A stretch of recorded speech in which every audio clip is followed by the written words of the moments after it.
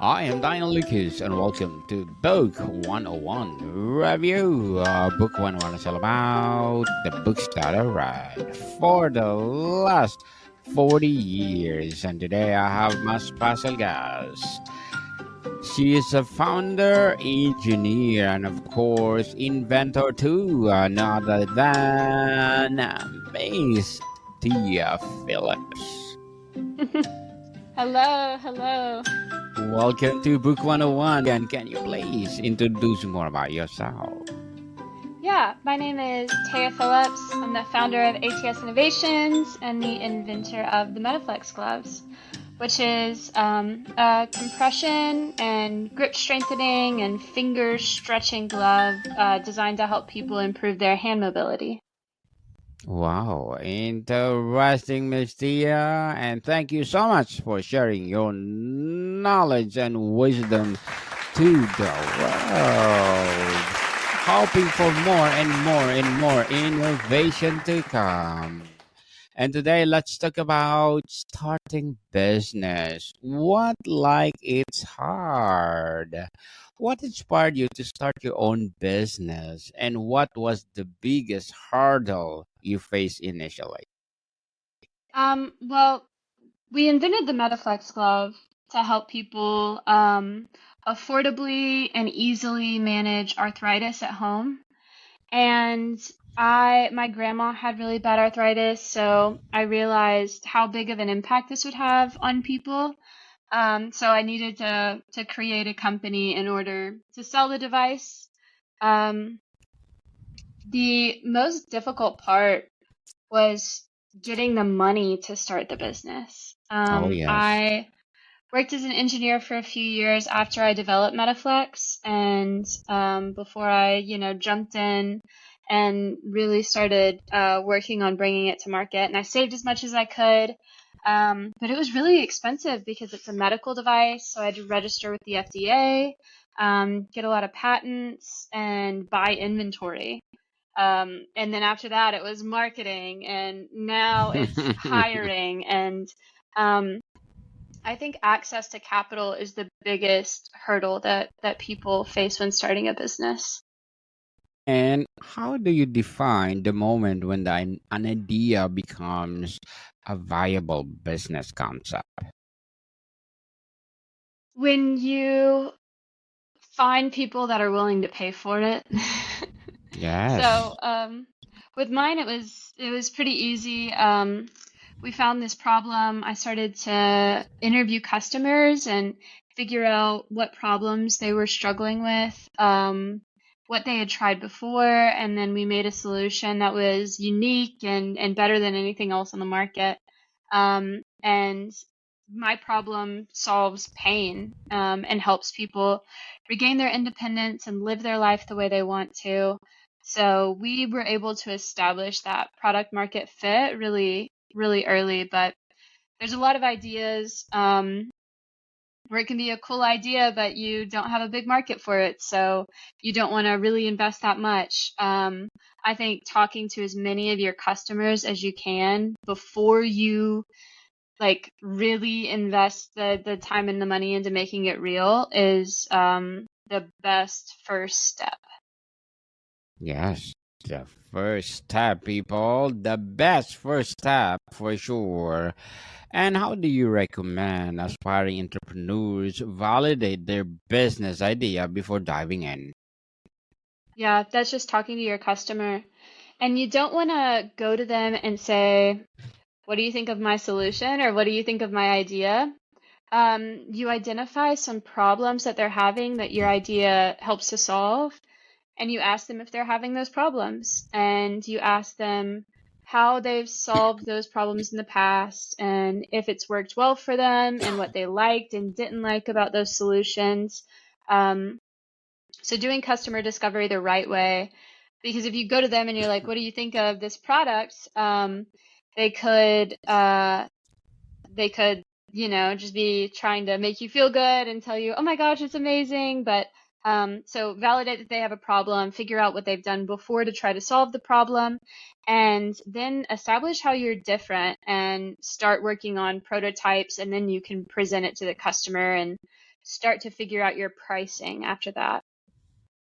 Definitely. Pricing is very important. Can you Yeah. share a story of a failure early in your journey and what you learned from it? I failed so many times, over and over and over. Yes. And that's like the journey. The journey is just trying things and learning, failing, learning, and then moving in a different direction the next time. So I think the first failure that I had is that I quit my job before I had really enough money saved up because I didn't understand how much money it was going to take to really start the business. But also, I never would have known if I hadn't taken that first step. So we try to avoid failing, and I mean that's a good way to go about it, but you have to acknowledge that you're gonna fail a lot, and that's just part of the process, and it's learning, and you can't take it personally and feel like you're a failure just because you failed. You have to have a really resilient mindset and reframe your way of thinking to this is a lesson that I learned, not this is a failure. Yes, you need to learn from your mistake, people, and don't be afraid to have failure because for Hmm. sure it will make you better in the future. How do you prioritize tasks when everything feels urgent in the early stages of a business? Yeah. Um, there's there's always so much to do. And when you're in the early stages, you're the only one working on it. So it's easy to feel overwhelmed and struggle to figure out what the next right step is. Um, so maybe you set goals and start to work backwards and figure out what do I have to do really to achieve that goal. And then you can set smaller goals for yourself so you're not just spinning your wheels, trying everything. Also, kind of documenting what you're doing and what you're spending your time on so that you can look back and say, okay, I spent so much time writing this perfect email for my customers. Um, but maybe next time it doesn't have to be as perfect, and I can spend more time filling out all of these annoying forms that you have to do for registration and establishing your business, and this stuff that's less fun because it's less creative but still necessary. I think a lot of the pivoting that I've done recently has been around hiring and trying to find the right person for the role. So I think it's one person, and then I do a bunch of interviews and learn more about what kind of skill set I need and do it differently. So what I learned from there, I learned a couple lessons. Hire slow, fire fast. So if they're not a good fit, then it's not a good fit for both of you, and you're really not doing them any favors by keeping them on longer. But hire really slowly and make sure that they're the perfect person for the job. Write out what they would do every day, and that will help you create this avatar or this like persona that you're looking for. Um, you can see what they do every day, and then from there you think of what kind of skill sets they need to have to be able to do the job to like the level that you want them to do it, and what you can teach. Um, but I think it's uh, I started by hiring some interns that worked in marketing, which wasn't my area of expertise. So I wasn't a really good mentor for them. And I think when you're hiring your first people, those people need to be really skilled in the areas you're hiring them for, because you're usually hiring for the things that you're not best at. And so you can't really teach those things. You need them kind of already ironed out. So hire slow, fire fast, and make sure that the people that you're hiring are really highly skilled. Unless they're just doing, like labor jobs where you can teach it quickly. But if they need like some skill like marketing where they need to have some background experience, then hire someone that's done what you need done before. How do you build a strong team when resources are limited in the startup phase? That's so difficult. Um, I, the first people that I brought onto my team, I brought on advisors and I brought on my chief clinical officer. And I brought them on by giving them a little bit of equity. And I think sometimes as founders, you can get really possessive of not only the idea and being scared to change the idea, but of the ownership of the company, and you're scared to let go. And that's natural and normal, and you should be scared to let go a little bit. But that should really just make you make sure that these people are the right fit. Because when you're bringing on a high level of talent before you have a lot of capital, then you're going to need to give away some equity in the business. So at the beginning, find people who are really, really outstanding, amazing partners and offer them percentages in the business, small percentages. So my advisors have like 1% of ATS, but that's enough of an incentive for them to work hard and without, getting paid every single month. Paid every single month. I like that. Miss Tia. I hope every day, not every single month, every day. What's your advice for handling self-doubt or imposter syndrome as a new entrepreneur? I think we all experience um, self-doubt and imposter syndrome. Definitely I've experienced it because what I'm doing is different than anything I've done before, but I do have a lot of confidence in myself. I'm a mechanical engineer, so I've already done something that's pretty hard. I'm a patent holder, so I remind myself of the wins that I've already had, and I read and listen to podcasts. I learn about people who have done what I'm trying to do before, and it doesn't have to be exactly what I'm doing, but they have to be, great leaders or successful entrepreneurs. And I've noticed that all of their stories are different. And the ones that I've read, I mean, they didn't come from great fortunes or great wealth or a life of privilege, and they've all worked really hard and in their own way found that success. So I'm inspired by the stories of others who have paved their own way. And I think of them as human beings and myself as a human being. And I think if they can do it, why can't I do it? And you have to have this level of confidence where it's maybe kind of crazy, but that's how you get through it is by really believing in yourself. Because if someone else can do it, and you're made of the same stuff, you can absolutely do it too. Definitely. You can do it too, people. If Miss Tia can do it, for sure we can do it. If I can do it, you can do it, 100%. Yes, 100%. What's the most critical mistake new entrepreneurs make and how can they avoid it? That's a really good question. Um, I think, well, I don't know what the common mistake is, but I know that a lot of businesses fail, and I think a lot of businesses fail because the founders have given up on themselves or the idea. So I think it's important before you even start to figure out why you want to do this. And if you want to do this because you want to make a lot of money, that's not going to get you through the hard times. You have to have a product or a service where a good outcome makes you feel proud. Like for mine, we help people with their pain and we help people regain their independence. And so when I read my reviews, I'm proud of what I've been able to do.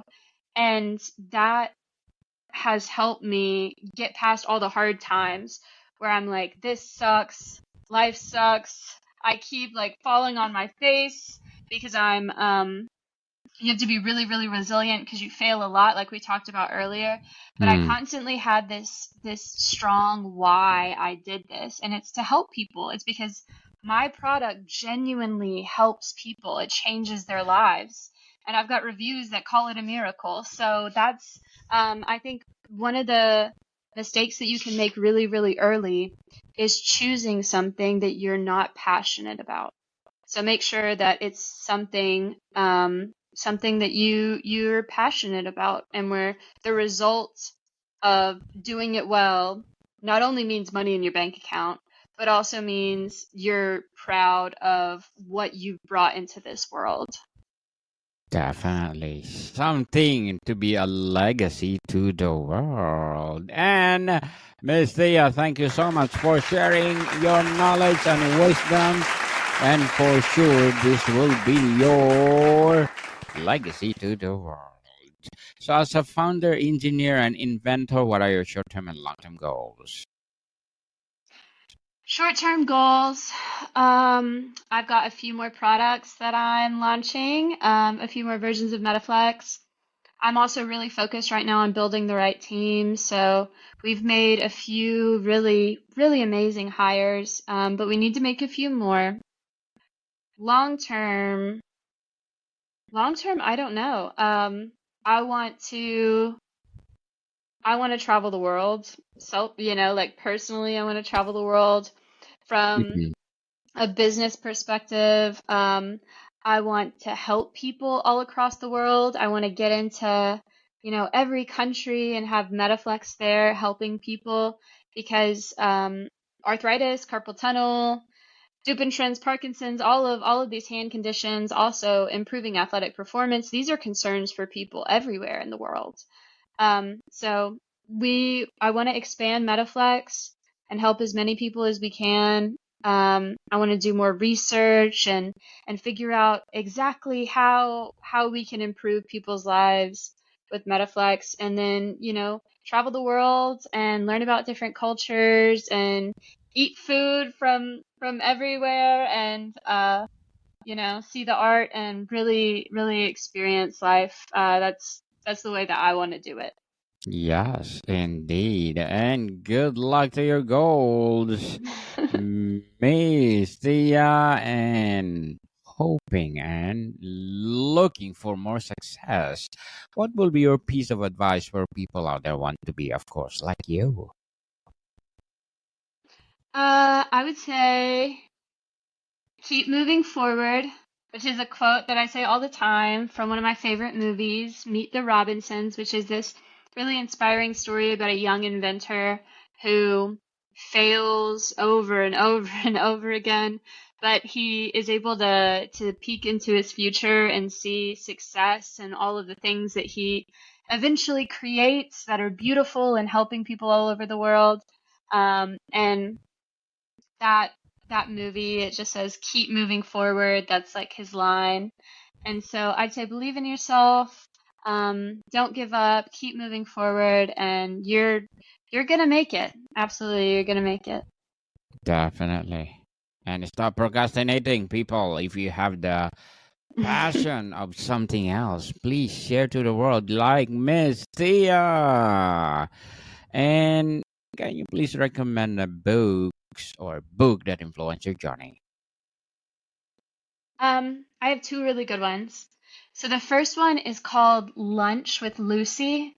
And I actually know the author of this book. Her name is Sherry Deutschman. She's in Nashville, Tennessee.